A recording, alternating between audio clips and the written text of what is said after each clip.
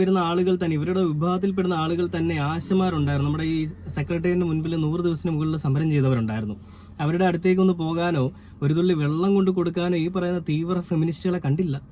എന്നിട്ട് ഇപ്പൊ ഇവിടെ വന്നിട്ട് എന്തെങ്കിലും വിഷയം ഉണ്ടാകുമ്പോൾ ആണുങ്ങളുടെ മെക്കെട്ട് കയറാൻ വേണ്ടിയിട്ട് വന്നിരുന്ന് സംസാരിക്കുന്ന ഈ ഫെമിനിസ്റ്റുകളുടെ ചേതവികാരം എന്താണെന്ന് നമ്മൾ ചിന്തിക്കണം.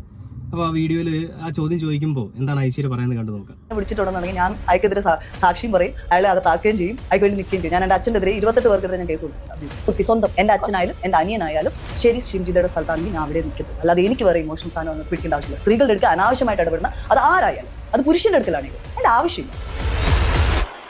വൈ നിങ്ങൾ ഷിംജിതയെ മാത്രം സപ്പോർട്ട് ചെയ്യുന്നു? വെറുതെ അല്ല, സ്വന്തം അച്ഛനോട് പോലും ദേഷ്യമുള്ള ഒരാളാണ് ഐശ്വര്യ. നമുക്കറിയാം, ശ്രീലക്ഷ്മി അറക്കൽ എന്ന് പറഞ്ഞാൽ നിങ്ങളെല്ലാവരും വെറുക്കുന്ന, കേരളക്കരയ്ക്ക് ഒന്നാകെ വെറുപ്പുള്ള ഒരു സാധനമുണ്ട്. അതിന്റെയും അവളും പറഞ്ഞൊരു കാര്യമുണ്ട്. അതായത് എൻ്റെ അച്ഛൻ കളങ്കാവിലെ മമ്മൂട്ടിയെ പോലെ ആയിരുന്നു എന്നുള്ളത്. അതായത് സ്ത്രീകളുമായിട്ട് ഫ്ലേർട്ടിങ്